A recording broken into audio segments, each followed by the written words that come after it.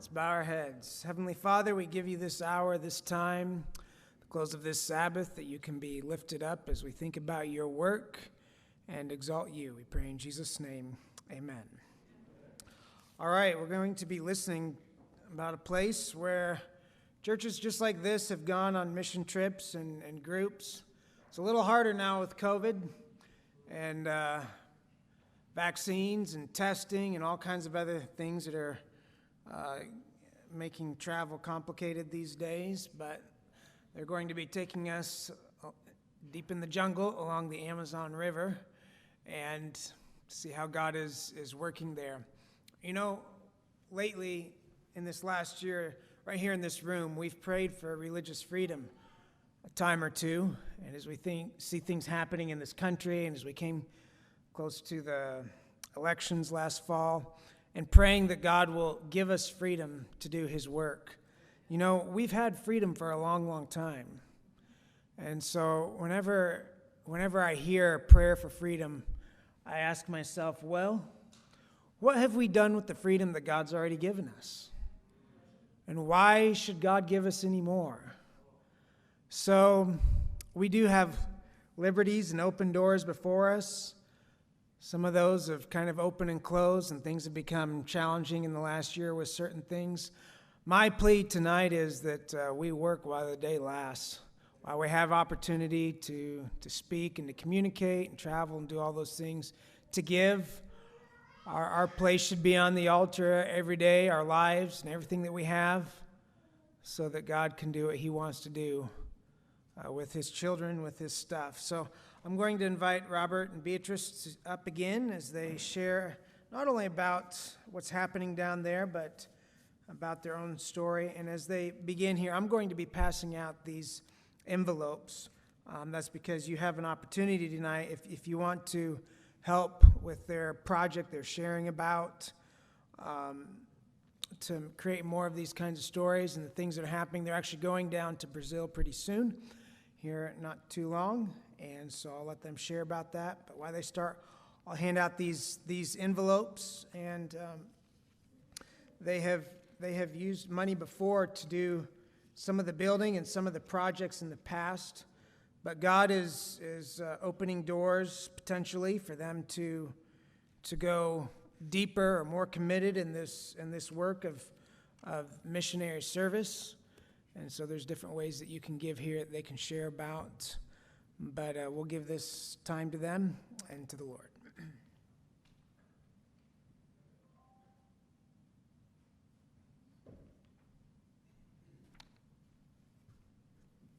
Welcome back. Well, that was kind of nice. I like that, where we can share a little bit, and then we can get to know you a little bit, and then we can come back and share some more. And I even appreciate, like we were over at Spirit Lake this morning, and when people come up to me afterwards, I can see, when they start asking me questions, I can see the parts that I missed in the story. So, but we're a small group here, so then if you have questions, just, pipe up and say, hey, what about this? And we can share. But yeah, now we are going to share a little bit more about our work in the Amazon and just share with you a little bit about us. We are not public speakers. I'm a photographer. I like to be behind the camera, not in front of it.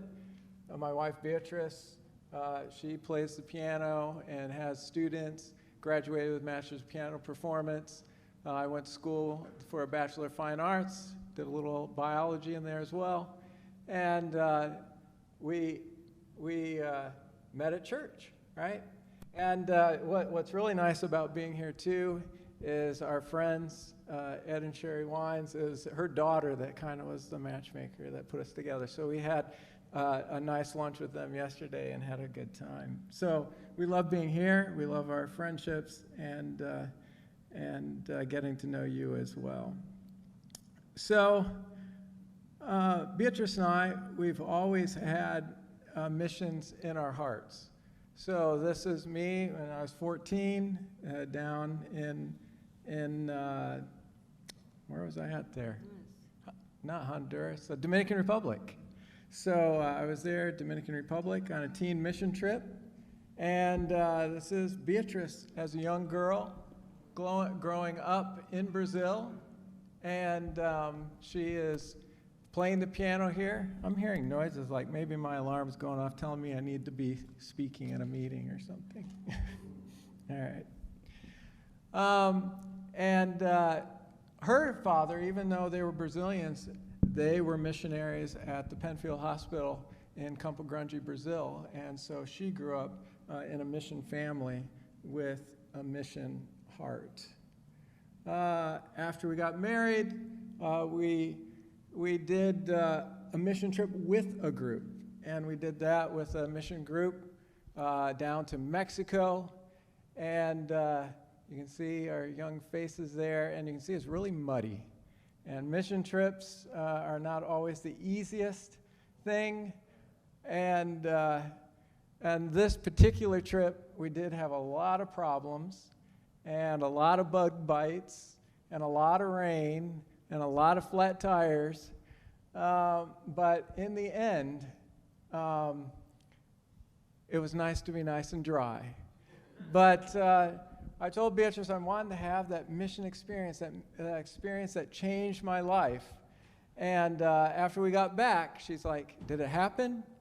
And I didn't feel it at first, but that was the beginning of having a mission focus in our life, in our marriage, and starting what we do today.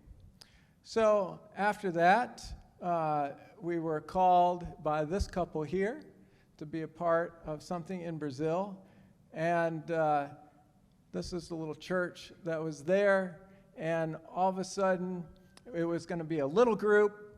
And then we shared with my parents. They said, oh, we'll go too. And then they shared with some other people. And they wanted to go too. And next thing we know, we had 50 people wanting to go.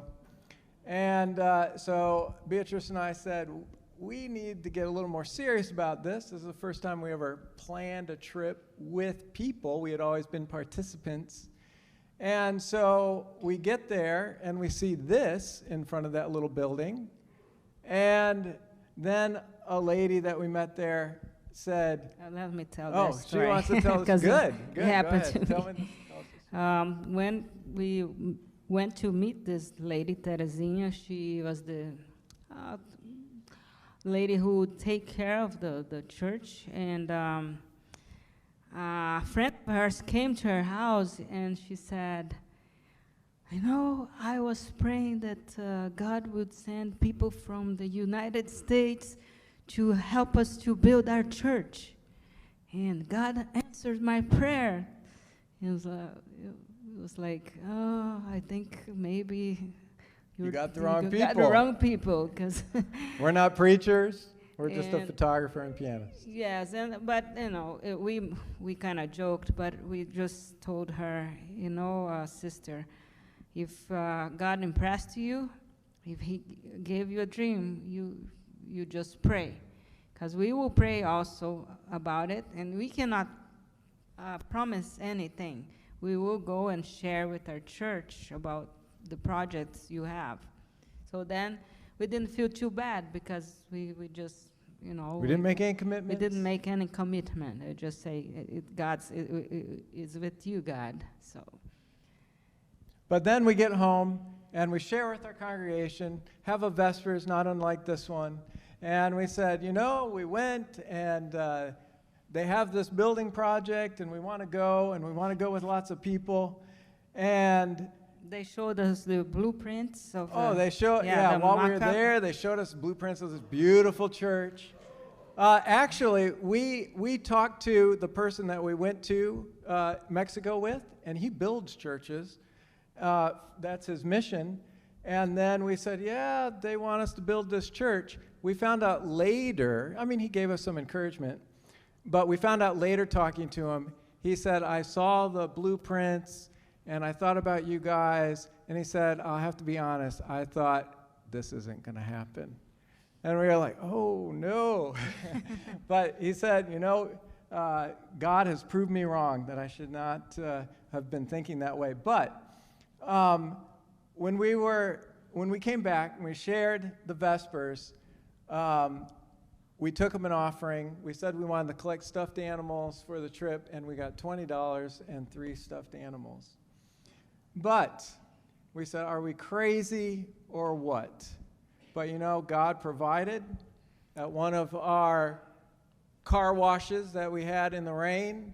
This gentleman here in the white hair. Yeah, this. Oh, go ahead. Just put a little pause here. Yes. We just thought, since we were very, very inexperienced in doing this kind of things, we just thought, you know, we need to do all the fundraisings in the world. We did Italian dinners, garage sale, I mean, you name it, all sorts of things, because we're thinking, we need to provide this money. And that was wrong. With our experience, we just know that God is the one who impressed the people. We were just doing things every single week. And in this particular weekend, we had this car wash, and it was a rainy day. Like, a couple people showed up, like a pastor and some other few members, and they gave a little bit. But another guy came, and he's just sitting there. We washing his car, and then he's like getting ready to go, and was like, "Yeah, I know this is free car wash, but with an offering, we kind of had to give him the hint."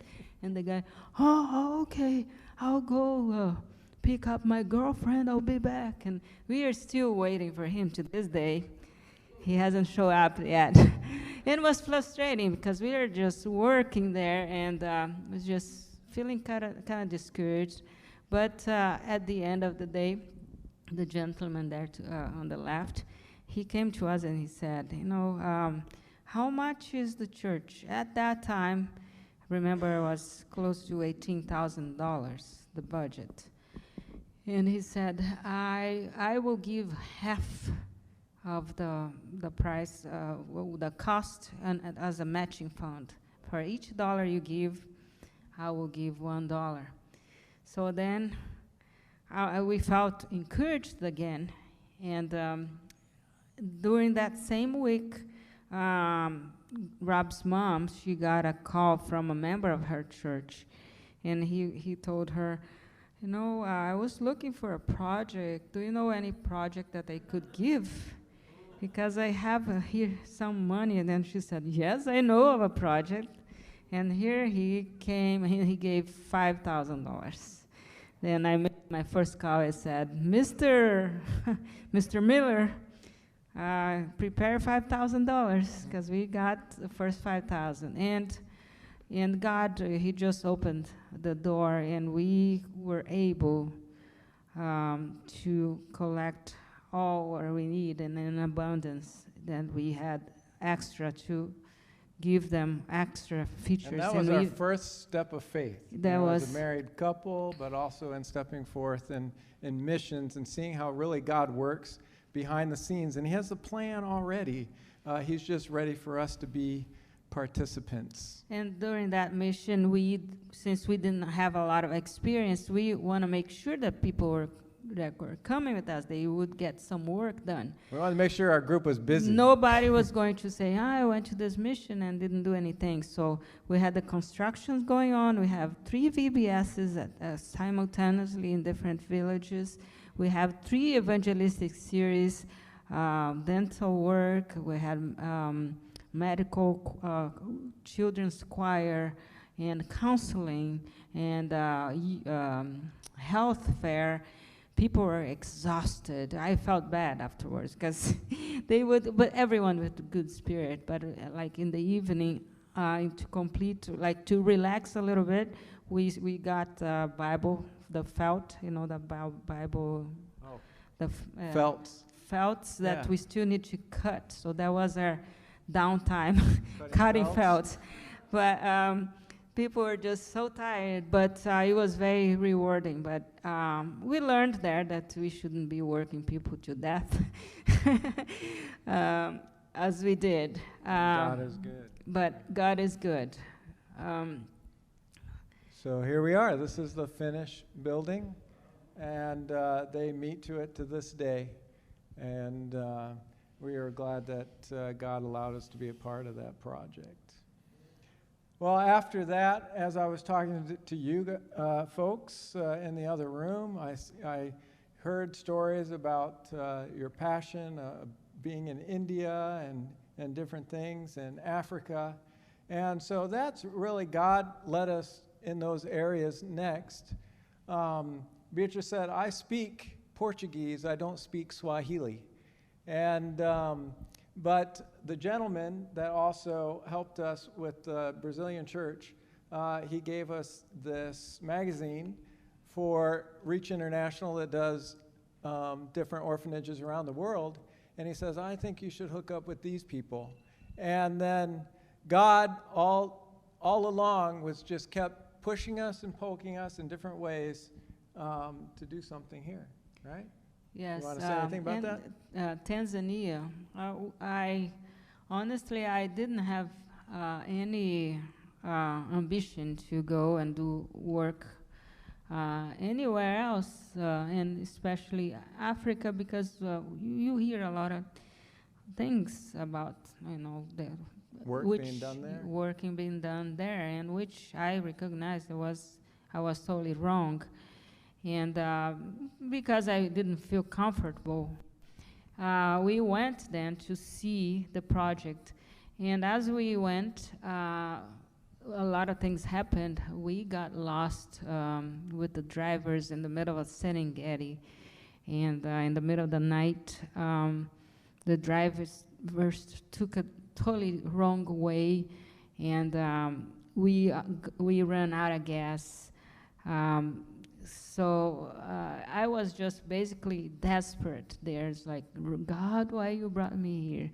And to complete the situation, we almost fell into a ditch. Yeah, the water had like washed the road out, and it just was a 3 ditch right in o'clock front in of the us. morning, there was people there on the road with a light, with a little sign in the middle of nowhere, just say, we are here because a car just... Two people had died. People have died, and we are just that here day. to let people know that it's dangerous. And the car about to be without gas, to this day, I know that's a miracle that we were able to run as much as we did, because sounds to me that was miles and miles and miles, and these cars without gas. And we go to this little village that supposedly was going to have gas, and guess what? They didn't have, the generator wasn't working. They couldn't pump the gas. And it was like, oh my. But then, I don't even know what time, it was 1, 2, 3 o'clock in the morning. There was a gentleman there, and they're all speaking in Swahili. And then all of a sudden, see like a boy jumping in the front. The guy brought a boy, like a 10, 12 years old boy. And he jumps and sits in the front seat with the two drivers. And then I asked him, what this boy is doing? Oh, his father said that he would take us to a village that they know that there's gas. And I was very impressed. I mean, this guy, I have never seen us. And then he let his son to go with some strangers in the middle of the night just to show them where was the next gas station. And then it took forever also. The boy, I'm like, the boy knows what he's doing. Then the guy says, I hope so.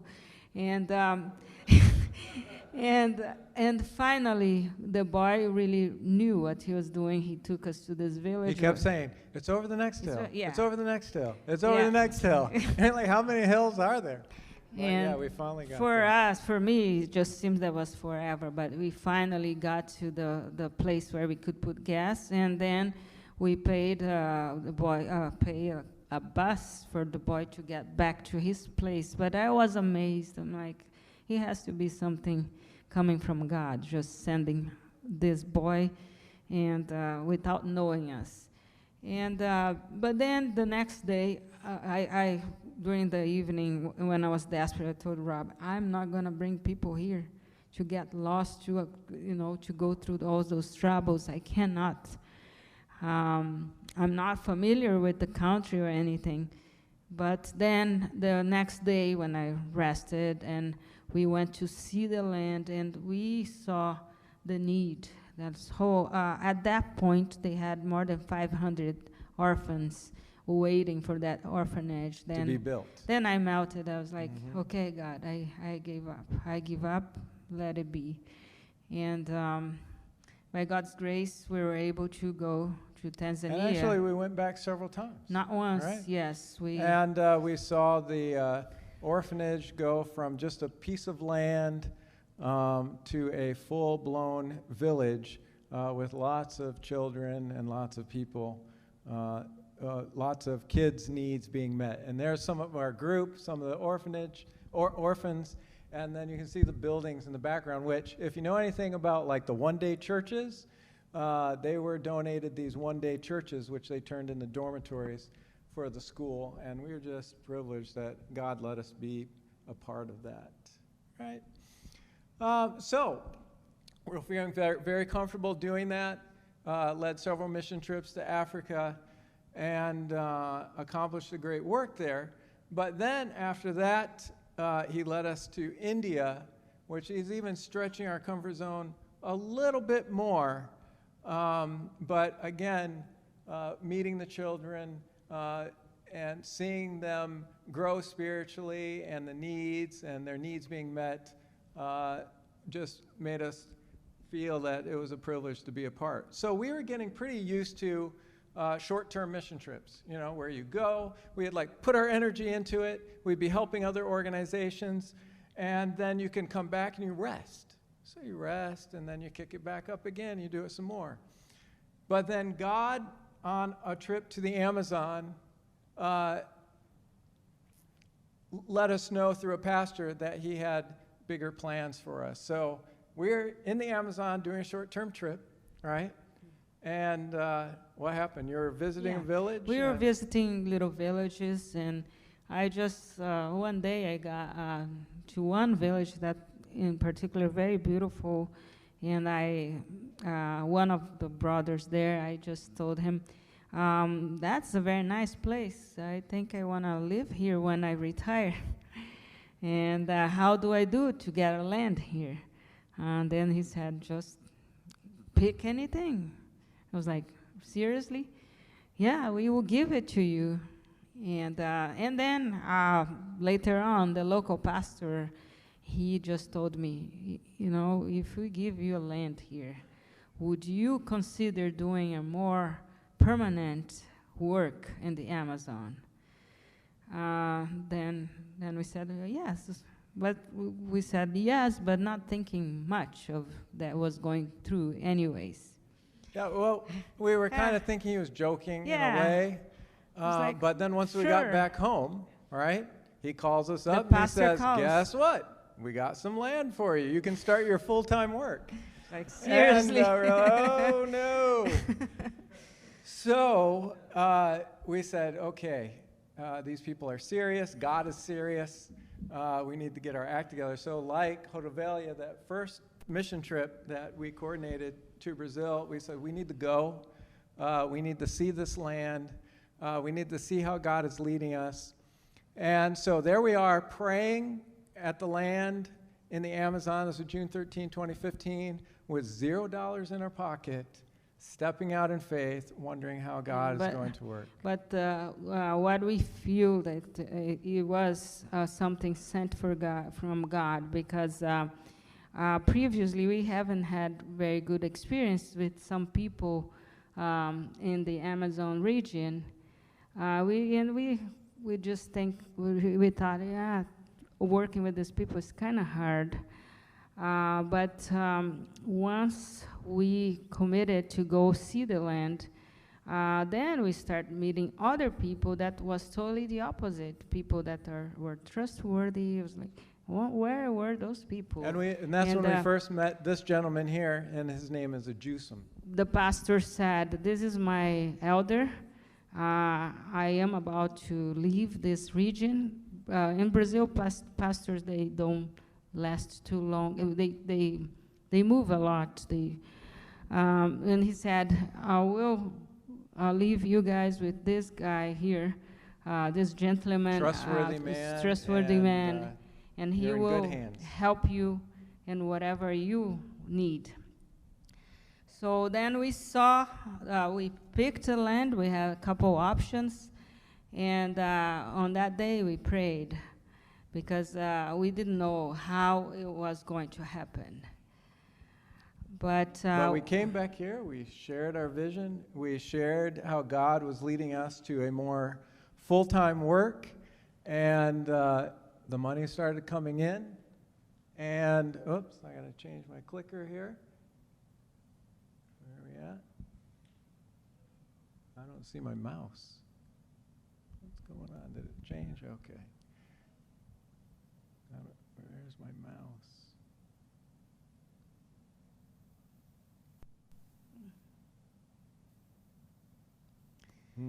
Anyways, I'll use the clicker here. So anyways, there we are starting the project.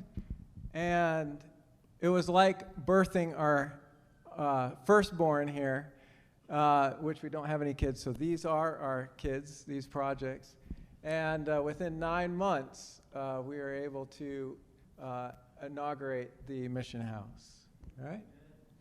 So there we are. We inaugurated it. Didn't have any windows in it yet. There's my mother and father, my wife's mother, her aunt and uncle, a niece, a brother. And so we are opening the doors for the first time to be a witness in this community. Here's kind of a picture of the outside, and then it's just a beautiful place in the community where we can start doing our community work. Now, as we were putting this together, we were really thinking about what we were going to do there, what the needs were there. And so once you have a place, of course, you have to fill it with people. And so reaching out to the community, doing different programs with them, doing evangelistic series with them, feeding them, always around the table, eating is an important part. Now, at the same time, I would like to mention, because I had this question asked me when I finished the program this morning, you saw Pastor Joe handed out this.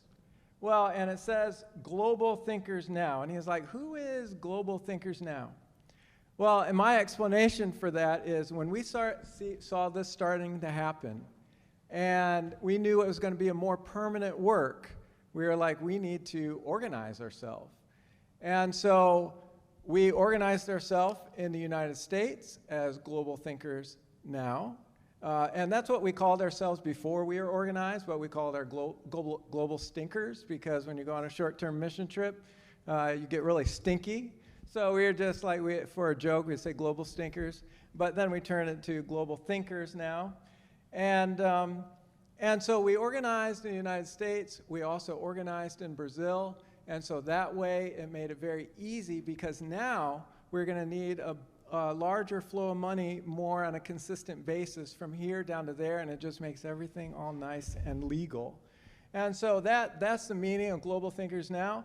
We're not a part of a nonprofit. It's a 501c3. We're not connected to a big group. What I explain to people is we're like a mom and pop nonprofit. So you kind of understand that? So we're not connected to some big organization. We're like those little mom and pop shops. And so that's kind of what we are. We do have a board, and that's a way that we can do these things and be organized. So someone asked me that at the end of church today, what is Global Thinkers Now? And so that's what that is. All right, so now we are down in the Amazon, and there's our little mission house in the middle of the rainforest. We are about, and this is where I hope my mouse works, because I want to show you a map. It's going to let it work. Please work. I don't know why. Oh, here we go. Good. I'm going to show you a map. So here is Brazil. And Brazil is kind of like the United States scrunched into a circle. And so Brazil and the United States pretty much have the same landmass. And Beatrice is from this area in Brazil, which you see kind of over here, Campo Grande, if you can read that. And then over here, you guys have heard of São Paulo, and then up from there is Rio. But all the way to the top of Brazil is the Amazon and the Amazonian rainforest. And you can see right there, right at the top, the word Manaus. And so you fly into Manaus. Manaus has about 17 million people, and they're all concentrated in Manaus. But then you go upriver, which is the Rio Negro, and you go upriver about 100 miles, and that's where you get to our mission house. And we're not connected by any roads. And even though we're not connected by any roads, there are over 37,000 villages along the river there, all little communities like our own. So our goal is not just to reach out to the community that we are in, but also reach out to the community around us. Now I'm going to fast forward here to our trip this last December. We have been here in Brazil for the last 5, going on 6 years. So God has blessed us. It's a full-time work. Jusum and Nilza now have been down there, and they've been working hard. But Pastor Dennis, he's the pastor of our village church, the assistant pastor. And well, first I'm going to show you I'm just going to show you a little bit of the work that we did while we were down there. His background is he came out of being a drug dealer, and he was converted in prison. His wife there, they've done some work in the Philippines. She's a beautiful singer. And so there's a lot of drugs, and the young people get involved in drugs a lot down there, the older people, smoking, drinking, drugs. So his story really hit home with the community. And so while we were there, he went home to home. This is one of the homes down there. And also, for the last 3 years, we've been doing these food baskets at Christmas time, and we share those with the community.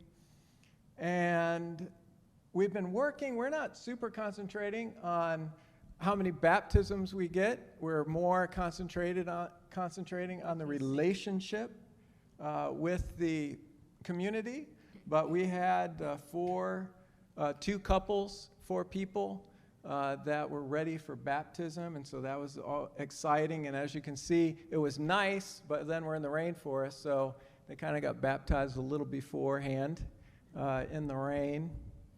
And also just the commitment to one another. This couple, they had been not married, but they've been together for several years, had kids. When they came to Christ and decided to become members of the Adventist Church, they just felt it right that they should get married, and we agreed and wanted to celebrate with them. So these are the kind of little things that we do. We have a garden there because once we tell them that they can't eat everything they see crawling on the ground, which they do, people say, why don't they eat more fish? And I'm like, yeah, they eat so much fish, they say they get tired of fish, and they want turtle and bird and anything else that's around there. So we're starting a garden and growing greens. Did you want to say something? Okay. So that's some of the things that we did when we were down there. These 2 couple, this lady, she cannot see very well. Her dream was to have a large print Bible. And so we were able to get her one of those and give that to her. She was very appreciated it. And this man right here, I have to take time to tell his story because he was one of the most hard-hearted men in the community. And as I mentioned, we were in this community for 5 years. He would smoke, he would drink, he would swear, when we try to have church service, he'd be playing his radio really loud. And so this last time we were there with Dennis, Dennis and him really connected. And he said, I want to give my heart to Christ. I want to quit smoking. I want to quit drinking. I want to quit swearing. And you could just see the transformation in his life. You see his pleasant face there. He always had this sour face, like, and it just changed the way he walked. And a testimony of his son saying that I've never seen my father this way before. He is truly a changed man. So these are just a couple of stories that of lives being changed in the Amazon. And I like to tell people that we're not there just to baptize people. I mean, we're there to make a difference in their life. And then once they see that change in their life, they're excited. And when you're excited about something, you want to share with someone else, right? So when you get something really nice, you get your new watch or your new car, you know, you're like, you don't want to be like, say, hey, come out, I just bought a new car. But at the same time, you drive it, they say, hey, did you get a new car? And you're like, oh, yeah, you want to see it. And so that's how it is to be a new Christian. You want to share. You want, you know, with what we shared in the first program. You know, she just wanted to share, even though she couldn't. And so that's what we're doing, is making disciples. That's what a disciple is being, is wanting to share the love of Jesus. And you can do that by what is in your heart. So, this right here, this is one of my points. As we were leaving, Dennis, the guy holding the alligator at the beginning, Pastor Dennis, gave this couple here a challenge. That's a Jusum. He prayed with us at the beginning of this project. And Pastor Dennis said, they're like us. And here's our right hand. This couple there. Oh, this project wouldn't happen without them. They're like us. I mean, we work hard. I'm a photographer. She's a pianist. He's an entrepreneur. He sells things to neighbors, and you know, he does different things to make money. She's a teacher. She's a teacher. Pastor Dennis said, I'm going to challenge you. This community now needs a missionary there full-time. It's a full-time work already, but now they really need dedicated people there full-time, and I think you are to be the people. They said they'd pray about it. But not only challenging them, challenging us as well, because they have things that they need to pay for, food they need to buy. They have their own expenses. So, once they got back, we were praying, they were praying. They called us a month later, and they said, we want to take Pastor Dennis up on the challenge. We see the need. We will commit to working in the Amazon there at the Village House full time. Little side note, this last year has been COVID, so in reality, everything has been closed, and they've already been at the village full time for this past year without pay. So they see the benefit of them being there, and so they said, we are going to accept that challenge. And so now they're doing different programs like Friday night food and fellowship, because what is fellowship? Like we did in the other room, where we eat together, we encourage one another. That's what these people need. These are new babes in Christ in the church. And so that was their challenge, and they have taken that challenge. So that is really, I'm going to make a little peel here, and then I'm going to share with you one more story. That's what this envelope is here. And it takes money monthly going out and going down there to support this work. So we really rely on our monthly donors. And so we have a base. We need to grow that base now that we have these full-time missionaries.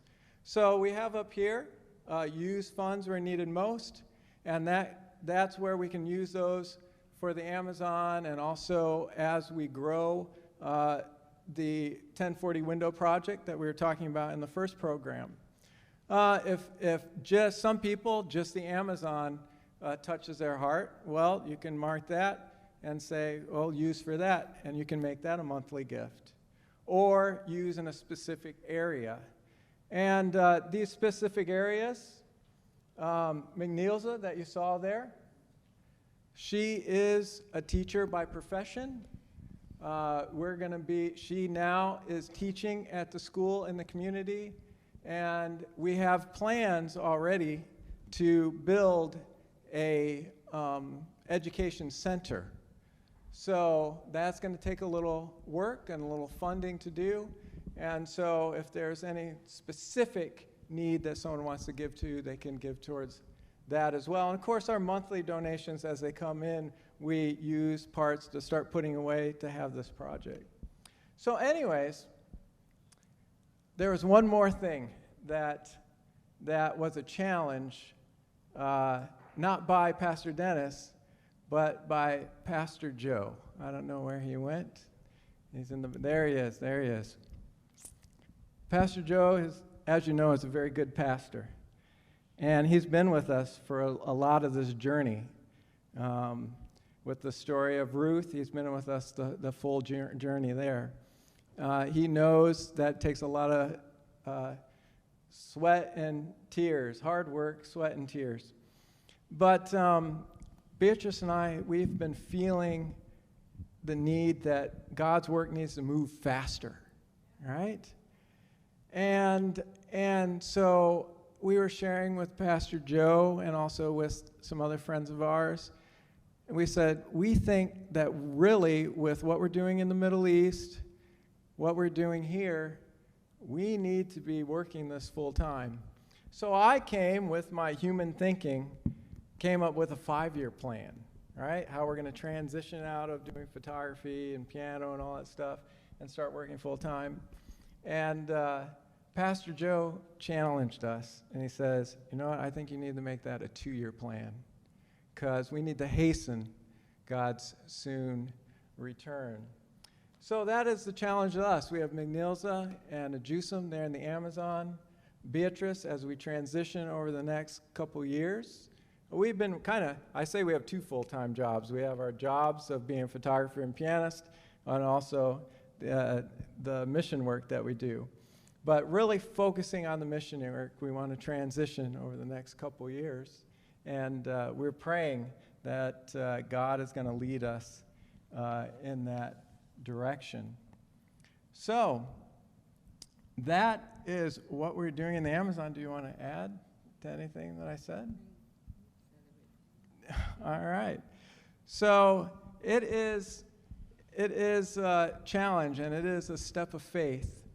And what I think we could do, Pastor Joe, is if anyone has any questions, we can answer about the Amazon or some of that mission work, not so much about what we talked about before, or we can cut that, okay. So we thank you for those online listening, for being a part of this, and Pastor Joe can catch you up later if you ask him. Any questions anybody has? What's happening there, what they shared earlier from Palestine?